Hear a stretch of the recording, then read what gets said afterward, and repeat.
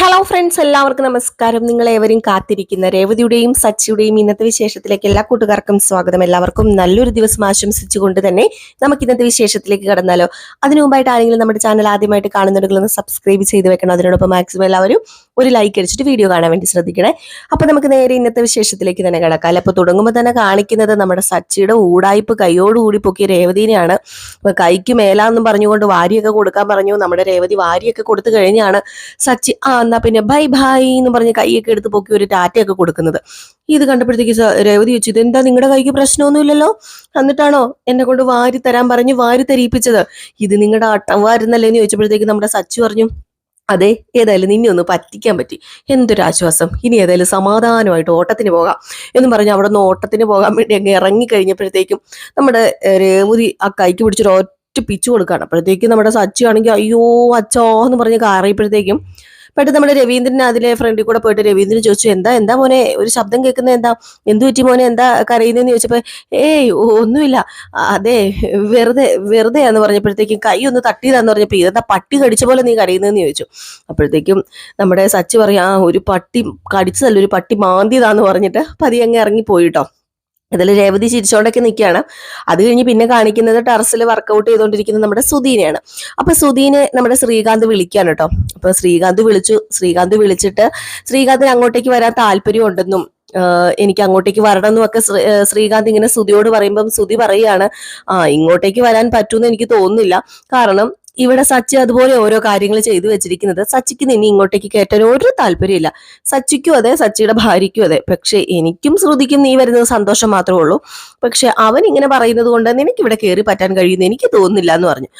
എന്നിട്ട് ഇങ്ങനെ സച്ചിനെ കുറ്റം പറഞ്ഞപ്പോഴത്തേക്ക് നമ്മുടെ ശ്രീകാന്ത് പറഞ്ഞു, അയ്യോ അങ്ങനെയൊന്നും പറയല്ല ശ്രുതിയേട്ടാ, സച്ചിയേട്ടൻ വേറെ ഒന്നുകൊണ്ടുമല്ല, ഞാൻ ചെയ്തത് തെറ്റ് തന്നെയാണല്ലോ, അതുകൊണ്ടാണ് സച്ചിയേട്ടൻ അങ്ങനെയൊക്കെ പറയുന്നത്, അല്ലാതെ എന്നെ ഇഷ്ടമില്ലാഞ്ഞിട്ടോ വർഷേനെ ഇഷ്ടമില്ലാഞ്ഞിട്ടോ ഒന്നും അല്ലാന്ന് പറഞ്ഞപ്പോ, എന്തൊക്കെയാണെങ്കിലും നിനക്ക് വീട്ടിൽ വന്നില്ലെങ്കിലല്ല, നിനക്ക് ലോട്ടറി അല്ല അടിച്ചിരിക്കുന്നത്, നിനക്ക് എത്രമാത്രം പണമുള്ള ഒരു പെണ്ണിനെ കിട്ടിയിരിക്കുന്നത്, ഒരു കോടീശ്വരീനെ അല്ലേടാ നിനക്ക് കിട്ടിയത്, പിന്നെ നിനക്ക് എന്താ, ഇങ്ങോട്ട് വന്നാൽ എന്താ വന്നില്ലെങ്കിൽ എന്താ, നിനക്ക് പൈസ ഇല്ലേ ഇപ്പം എന്നിങ്ങനെ ചോദിച്ചപ്പോഴത്തേക്കും, അതൊന്നും പറഞ്ഞിട്ട് കാര്യമില്ല ഏട്ടാ, അല്ല ഏട്ടനും ഒരു കോടീശ്വരനല്ലേ കിട്ടിയിരിക്കുന്നത്, എന്റെ കോടീശ്വരിയുടെ കാര്യമൊന്നും പറയാതിരിക്കുന്നത് നല്ലത്.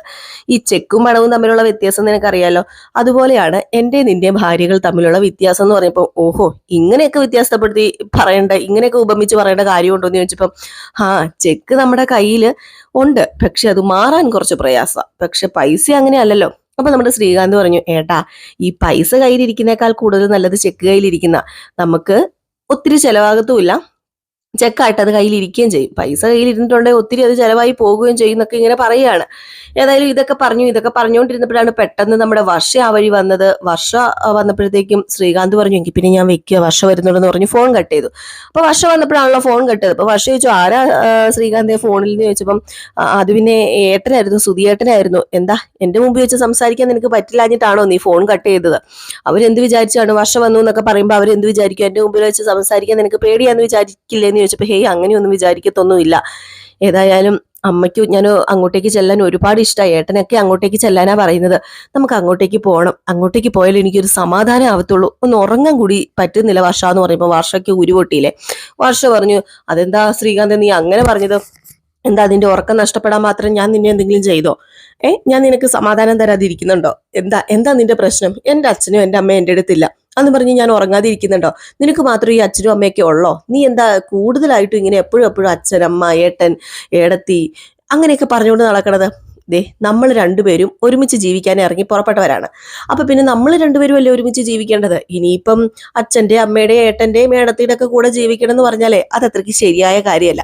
നീ എപ്പോഴും പറയുന്നുണ്ടല്ലോ എന്റെ വീട് എന്റെ വീട് എന്റെ വീട്, അത് നിന്റെ വീടൊന്നും അല്ല, ഇനി അത് നിന്റെ അച്ഛന്റെ അമ്മയുടെയും വീടാ, നമ്മുടെ വീട് ഇനി ഇതാ, നമ്മളല്ലേ ഒരുമിച്ച് ജീവിക്കേണ്ടത്, നിനക്ക് ഞാനും എനിക്ക് നീയും മാത്രമേ ഉള്ളൂ, അതിനിടയിൽ വേറെ ബന്ധങ്ങളൊക്കെ ഉണ്ടാകാതിരിക്കുന്നതാ നല്ലത് എന്ന് പറഞ്ഞപ്പം നമ്മുടെ ശ്രീകാന്ത് പറഞ്ഞു, എന്താ വർഷം നീ ഇങ്ങനെയൊക്കെ സംസാരിക്കുന്നത്? നിന്നെ വിവാഹം കഴിച്ചതുകൊണ്ട് എന്റെ അച്ഛനെയും അമ്മേനെയും എന്റെ ഏട്ടന്മാരെയൊക്കെ ഉപേക്ഷിക്കണം എന്നാണോ നീ പറയുന്നത്? അതെ, വെറും തോന്നലാ നിന്റെ, അങ്ങനെ ഞാൻ ഉപേക്ഷിക്കാൻ പോകുന്നില്ല. നിനക്കറിയാമോ, പണ്ടൊക്കെ ഞാനും അച്ഛനും അമ്മയും ഞങ്ങളെല്ലാവരും ഏട്ടന്മാരും ഒക്കെ ഒന്നിച്ച് ഞങ്ങൾ നിലത്ത് പായിട്ട് കിടക്കായിരുന്നു. ഏതായാലും ഏട്ടന്മാര് രണ്ട് സൈഡിലും കിടക്കുമ്പം കിട്ടുന്ന ആ ഒരു ധൈര്യം ഉണ്ടല്ലോ, അതൊരു വല്ലാത്ത ധൈര്യം തന്നെയാണെന്ന് പറഞ്ഞപ്പം, അപ്പം നിനക്ക് എന്റെ കൂടെ കിടന്നിട്ട് ഉറക്കം വരുന്നില്ലെന്നല്ലേ പറയുന്നത്? എങ്കിൽ നീ ഒരു കാര്യം ചെയ്യ്, നീ നിന്റെ അച്ഛന്റെ അമ്മയുടെ കൂടെ പോയി കിടക്ക്, നിന്റെ ഏട്ടന്മാരുടെയും കൂടെ പോയി കിടക്ക്, അല്ലെങ്കിൽ നിനക്ക് ഇത് തന്നെയാ, എനിക്കും അച്ഛനും അമ്മയും എനിക്കും ഈ ഒരു ചിന്തയൊക്കെ ഉള്ളതാ. എന്നിട്ട് പോലും ഞാൻ അവരെക്കുറിച്ച് നിന്നോട് പറയുന്നോ നിന്നെ കുത്തി കുത്തി വേദനിപ്പിക്കുകയോ ചെയ്യുന്നില്ല. പക്ഷെ നീ അങ്ങനെയല്ലല്ലോ, നീ എന്നെ കുത്തി കുത്തി വേദനിപ്പിച്ചുകൊണ്ടിരിക്കുകയല്ലേ. എനിക്ക് മനസ്സിലാകുന്നുണ്ട് നിനക്ക് എപ്പോഴും നിന്റെ അച്ഛനും അമ്മയും തന്നെയാണ് നിന്റെ ജീവിതത്തിൽ നീ ഏറ്റവും കൂടുതൽ സ്ഥാനം കൊടുക്കുന്നത്. എനിക്ക് നീ അതിൻ്റെ ഒരു ലേശം പോലും തരുന്നില്ല. ഇപ്പൊ സുധിയായിട്ട് നീ വരുന്നുണ്ടോ എന്ന് ചോദിച്ചപ്പോൾ ഞാൻ എടുത്തു ചാടി വരിക എന്ന് പറയുന്നതിലും ഭേദം ഞാനൊന്ന് വർഷയോട് ആലോചിക്കട്ടെ എന്ന് പറയുകയാണെങ്കിൽ അതല്ലായിരുന്നു അതിൻ്റെ ഒരു മര്യാദ. പക്ഷെ നീ അങ്ങനെയൊന്നും ചെയ്യില്ല. അങ്ങനെയൊക്കെ ചെയ്യാൻ നിന്നെ കൊണ്ട് പറ്റില്ല. ഏതായാലും ഞാൻ പോകുക എന്ന് പറഞ്ഞ് പോകാൻ തുടങ്ങി ദേഷ്യപ്പെട്ട. അപ്പൊ നമ്മുടെ ശ്രീകാന്ത് പറഞ്ഞു, വർഷ നീ ഭക്ഷണം കഴിച്ചില്ലല്ലോ, നീ ഭക്ഷണം കഴിച്ചിട്ട് പോ, ബ്രേക്ക്ഫാസ്റ്റ് കഴിച്ചിട്ട് പോ. എനിക്ക് ബ്രേക്ക്ഫാസ്റ്റ് വേണ്ട, ഒന്നും വേണ്ട. നീ നിന്റെ അച്ഛൻ്റെ അമ്മയുടെ കൂടെ പോയി കിടന്ന് ഉറങ്ങിക്കോ. അപ്പൊ നിനക്ക് സമാധാനമാവുമല്ലോ. അത് മതി എന്ന് പറഞ്ഞ് തുള്ളിച്ചാടി പോയിട്ടോ. പുറകെ നമ്മുടെ ശ്രീകാന്ത് ഇറങ്ങി പോവാണ്. അങ്ങനെ ശ്രീകാന്ത് പുറകെ ഇറങ്ങി ചെന്നു. അപ്പൊ വർഷം ഇങ്ങനെ തുള്ളി തുള്ളി പോകുന്നുണ്ട്. അപ്പൊ വഴി കൂടെ കുറെ പേരുണ്ടായിരുന്നു. അപ്പം പെട്ടെന്ന് ഒരു ചേച്ചിനെ വിളിച്ചിട്ട്, ചേച്ചിയും ചേച്ചിയുടെ ഭർത്താവും ജീവിക്കാൻ തുടങ്ങിയിട്ട് എത്ര നാളായി? അത് പിന്നെ മോളെ കുറെ കാലമായി. അല്ല, നിങ്ങൾക്ക് അച്ഛൻ്റെ അമ്മയുടെ കൂടെയാണോ നിങ്ങളൊക്കെ ഇപ്പോഴും കിടക്കുന്നതെന്ന് ചോദിച്ചു. അപ്പോഴത്തേക്കും അതെന്താ മോളെ അങ്ങനെ ചോദിച്ചത്? ഈ നിൽക്കുന്ന ശ്രീകാന്തിനെ അച്ഛൻ്റെ അമ്മയുടെയും കൂടെ കിടന്നാലേ ഉറക്കം വരത്തുള്ളന്ന്. എങ്കിൽ പിന്നെ പോയി കിടക്കാനും ഞാൻ പറഞ്ഞു. അപ്പൊ കുറച്ചു പേരൊക്കെ അവിടെ നിപ്പുണ്ടായിരുന്നു. അപ്പൊ അവരൊക്കെ അത് കേട്ടു. നമ്മുടെ ശ്രീകാന്തിനെ അങ്ങ് എന്തോ പോലെ ആയിപ്പോയി. വർഷം അങ്ങ് പോവുകയും ചെയ്തപ്പോഴത്തേക്കും അവിടെ നിന്ന് ഒരു ചേച്ചി പറഞ്ഞു, മോനെ ഇതൊന്നും കാര്യമാക്കേണ്ട, ഇതൊക്കെ സർവ്വസാധാരണമാണ്. എല്ലാ കുടുംബത്തിലും വഴക്കൊക്കെ ഉള്ളതാണ്, ഞങ്ങളുടെ കുടുംബത്തിലും വഴക്കൊക്കെ ഉള്ളതാ.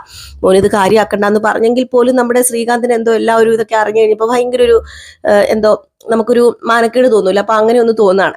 ഏതായാലും ഈ സമയത്ത് നമ്മുടെ റോഷന്റെ കൂട്ടുകാരൻ അതിലെ വരികയാണ്. റോഷൻ വേറെ ആരുമല്ല, ആദ്യമേ വർഷനെ കെട്ടാനിരുന്ന ഒരു ചെക്കനാണ്. അങ്ങനെ റോഷനും കൂട്ടുകാരും അതിലെ വന്നപ്പോഴത്തേക്കും വർഷം ഇങ്ങനെ തന്നെ തുള്ളി ചാടി പോകുന്നത് കണ്ടു. അപ്പൊ ഇത് തന്നെയാണ് പറ്റിയ സമയം. റോഷനെ വിളിച്ച് പറയാന്ന് പറഞ്ഞ് നേരെ റോഷനെ വിളിച്ച് പറയാണ്. അപ്പൊ റോഷൻ പറഞ്ഞു, അവൾ എവിടെയാ ഉള്ളത്? അവൾ തന്നെയല്ലേ ഉള്ളൂ, നിങ്ങൾ ലൊക്കേഷൻ അയച്ചത്, ഞാൻ അങ്ങോട്ടേക്ക് ഇപ്പൊ വരാന്ന് പറഞ്ഞു. അങ്ങനെ നമ്മുടെ റോഷൻ വർഷയുടെ അടുത്തേക്ക് വരാൻ വേണ്ടി ഇങ്ങനെ തയ്യാറായി എടുത്ത് നിൽക്കുന്ന ഒരു സീനാണ് കാണിക്കുന്നത്. പിന്നെ കാണിക്കുന്നത് നമ്മുടെ വർഷ നേരെ രേവതിനെ വിളിക്കുക. എനിക്ക് ഏടത്തിനെ ഒന്ന് പെട്ടെന്നൊന്ന് കാണണം, എനിക്ക് കുറച്ച് കാര്യം സംസാരിക്കാനുണ്ട്, ഇന്ന സ്ഥലത്ത് വരണം എന്ന് പറഞ്ഞ് നമ്മുടെ രേവതിനെ വിളിച്ചിട്ട് ഫോൺ അങ്ങോട്ട് കട്ട് ചെയ്ത് കലി തുള്ളി അങ്ങ് പോവുകയാണ് കേട്ടോ. കലി എന്ന് പറഞ്ഞാൽ ഭയങ്കര കലിയാ. ഈ സമയം റോഷനാണെങ്കിൽ ഇന്നെടി നിനക്കിട്ട് ഇന്ന് നിന്റെ കഷ്ടകാലമാണ്, ഇന്ന് നീ തീരാൻ പോവുക, നിന്റെ അഹങ്കാരം ഞാൻ നിർത്തി തരാടി. എന്നെ ചതിച്ചിട്ട് നീ വേറൊരുത്തൻ്റെ കൂടെ പോയില്ലേ, ഇന്ന് കാണിച്ച് ഇന്ന് എന്താ ചെയ്യേണ്ടതെന്ന് ഞാൻ നിനക്ക് പറഞ്ഞു തരാടി. നീ ഇനി എന്നും എന്നെ ഓർക്കാനുള്ള കാര്യം ഞാൻ നിന്നോട് ചെയ്യൂടി. നിന്റെ ആ മുഖം ഉണ്ടല്ലോ, നിന്റെ സൗന്ദര്യമുള്ള ആ മുഖം ഇനി നിന്റെ മുഖം അല്ലാതായിട്ട് മാറൂടി എന്നൊക്കെ പറഞ്ഞുകൊണ്ട് ഒരു ആസിഡ് കുപ്പിയും കയ്യിൽ വെച്ചുകൊണ്ടാണ് പുള്ളിക്കാരൻ റോഷൻ നിൽക്കുന്നത് കേട്ടോ. ഏതായാലും റോഷൻ നമ്മുടെ വർഷയുടെ അടുത്തേക്ക് തിരിച്ചേക്കാണ്. ഇവന്മാരാണെങ്കിൽ നമ്മുടെ വർഷയുടെ പുറകെ ഉണ്ട്, വർഷ എവിടെയാ പോകുന്നതെന്ന് അറിയാൻ വേണ്ടി. അങ്ങനെ വർഷ റെസ്റ്റോറൻറ്റ് ചെന്നിരുന്നപ്പോൾ ഇവന്മാർ എന്ത് ചെയ്തു, ആ ഒരു സ്ഥലത്തെ ലൊക്കേഷൻ ഇങ്ങനെ നമ്മുടെ റോഷൻ അയച്ചു കൊടുത്തു. അങ്ങനെ റോഷൻ അവിടെ നിന്ന് ആ ഒരു ആസിഡൊക്കെ ആയിട്ട് വർഷയുടെ അടുത്തേക്ക് തിരിക്കുകയാണ്. ഈ സമയം നമ്മുടെ രേവതി റെസ്റ്റോറൻറ്റിലേക്ക് എത്തി കേട്ടോ. അപ്പൊ രേവതി വന്നുകൊണ്ട് എന്താ കുട്ടി കാര്യം എന്താന്ന് വെച്ചാൽ പെട്ടെന്ന് പറയാം, എനിക്ക് പോകണമെന്ന് പറഞ്ഞു കേട്ടോ. ഒരു അന്യയെ പോലെ സംസാരിക്കുന്ന പോലെ ഇങ്ങനെ സംസാരിച്ച് കഴിഞ്ഞപ്പോഴത്തേക്കും, ചേച്ചി എന്താ ഇങ്ങനെയൊക്കെ എന്നോട് സംസാരിക്കുന്നത്? ചേച്ചിക്ക് എന്താ എന്നോട് ഇത്ര ദേഷ്യം? എന്തോ ശത്രുക്കളെ പോലെയാണല്ലോ എന്നോട് പെരുമാറുന്നത്. അത് പിന്നെ എങ്ങനെ മോളെ നിന്നോട് ഞാൻ അങ്ങനെ ശത്രുക്കളോട് പെരുമാറാതിരിക്കും? ഞാൻ എന്തുമാത്രം അനുഭവിച്ചെന്ന് എനിക്ക് മാത്രമല്ലേ അറിയത്തുള്ളൂ. നിങ്ങൾ രണ്ടും കൂടെ എന്നെ പറ്റിച്ചിട്ട് നിങ്ങൾ പോയി കഴിഞ്ഞപ്പോഴത്തേക്കും നിങ്ങൾക്ക് സന്തോഷമായി. പക്ഷെ ആ വീട്ടിൽ ഞാൻ എത്രമാത്രം കഷ്ടപ്പെട്ടാ ജീവിച്ചതെന്നേ അറിയണമെങ്കിൽ കുറച്ച് പാടാ. അങ്ങനെ ജീവിക്കാനും കുറച്ച് പാടാന്ന് പറയുമ്പോൾ ക്ഷമിക്കുക ചേച്ചി, അന്ന് പറ്റിപ്പോയി, സാഹചര്യം അങ്ങനെ ആയിപ്പോയി. ഞാനിപ്പോൾ വന്നത് വേറൊന്നുമല്ല, എൻ്റെയും ശ്രീകാന്തിൻ്റെയും ജീവിതത്തെക്കുറിച്ച് പറയാനാ. ഞങ്ങളുടെ ജീവിതം അത്രയ്ക്ക് നന്നായിട്ടൊന്നും അല്ല ചേച്ചി പോകുന്നത് എന്നിങ്ങനെ പറഞ്ഞപ്പോൾ എന്താ മോളെ നീ പറയുന്നത്?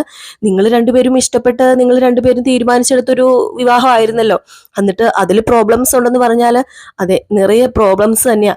സത്യം പറഞ്ഞാൽ ശ്രീകാന്തിന് ഇപ്പം എന്നോട് വലിയ താല്പര്യമൊന്നുമില്ല, അവനിപ്പം കുടുംബത്തിനോടാ താല്പര്യം. അതാണോ നിങ്ങളുടെ കുടുംബത്തിലെ പ്രോബ്ലംസ്? അല്ല, അവന് പണ്ടേ കുടുംബത്തിനോട് ഭയങ്കര താല്പര്യമുള്ള കൂട്ടത്തിലാ. ഏട്ടനും അമ്മയും അതുപോലെ തന്നെ അച്ഛനും എന്നൊക്കെ പറഞ്ഞാൽ കൂടുതൽ അറ്റാച്ച്മെന്റ് അവന് വീട്ടിലെ ഇളയ പയ്യനാണല്ലോ. അപ്പൊ അതുകൊണ്ടൊക്കെയാന്ന് പറയുമ്പം ഇല്ലേ ചേച്ചി, ഇല്ല അങ്ങനെയൊന്നും അല്ല.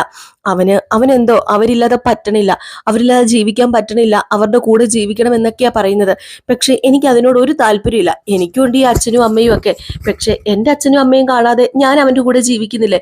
അവൻ അതുപോലെ എൻ്റെ കൂടെ ജീവിച്ചാൽ എന്താ കുഴപ്പമെന്ന് ചോദിച്ചപ്പം ഇപ്പൊ എന്താ ശ്രീകാന്തിനെ നിനക്ക് ഒറ്റയ്ക്ക് വേണമെന്നാണോ പറയുന്നത്?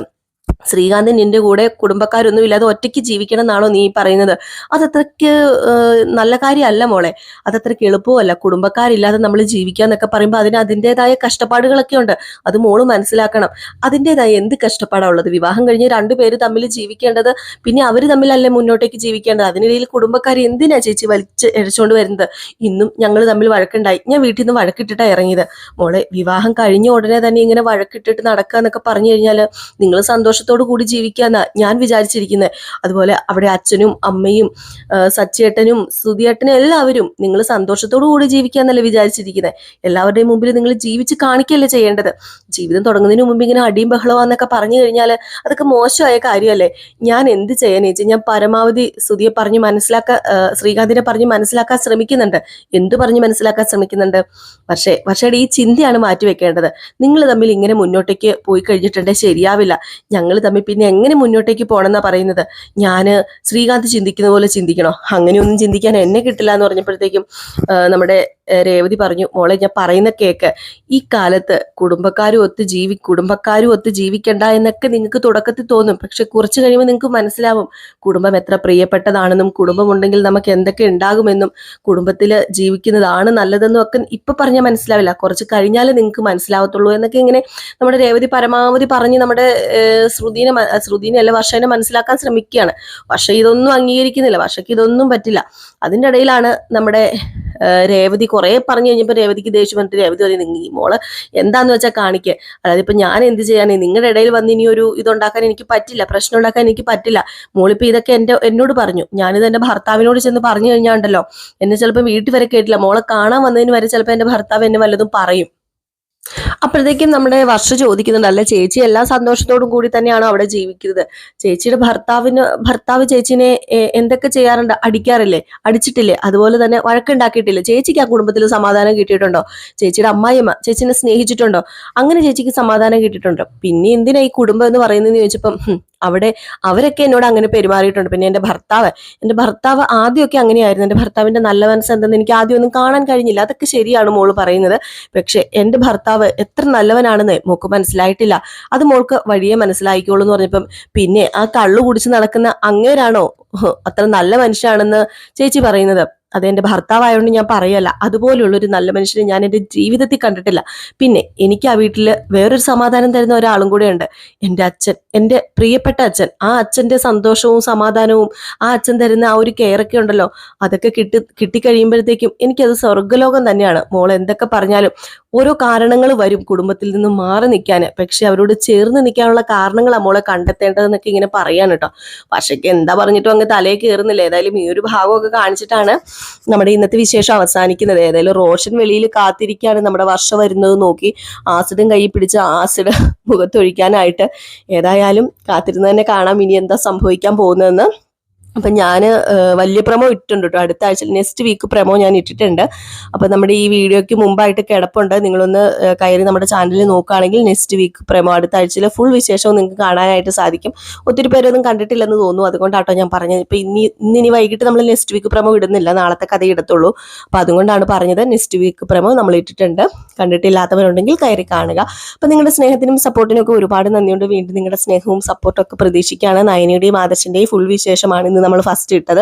ഇനിയിപ്പം ഞായറാഴ്ചയൊക്കെ ആയതുകൊണ്ട് കുറച്ച് താമസിക്കാനൊക്കെ ലേറ്റ് ആയിപ്പോയി. അതുകൊണ്ടാട്ടോ നമ്മുടെ രേവതിയുടെ സച്ചിയുടെ കഥ രാവിലെ ചെയ്യാതിരുന്നത്. അപ്പം നാളെ മുതൽ നമ്മൾ ആദ്യം രേവതിയുടെ സച്ചിയുടെ കഥ തന്നെയായിരിക്കും ഇടുന്നത്. പിന്നെ ആയിരിക്കും നമ്മൾ നയനയുടെയും ആദർശിൻ്റെയും കഥ ഇടുന്നത്. അപ്പോൾ എല്ലാവരും കാത്തിരിക്കുക. അപ്പോൾ എല്ലാവർക്കും വീണ്ടും നല്ലൊരു ഞായറാഴ്ച ആശംസിച്ചുകൊണ്ട് നിർത്തുന്നു. Tata, bye bye.